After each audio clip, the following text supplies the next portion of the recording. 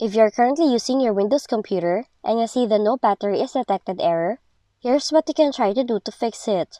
First, try some basic fixes like restarting your computer, cool your device, or try to clean the battery compartment.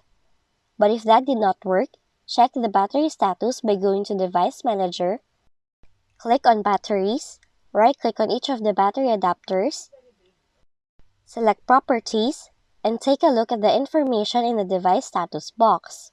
Now if it says it is working properly, the battery does not have any issues. But if the device status reads the device has a problem, then the battery is faulty. Next, restart your battery drivers still in the Device Manager, right-click in the battery adapters, and then select Enable Device. Now if the issue persists, try reinstalling the battery drivers by uninstalling it, and click Scan for hardware changes to download it.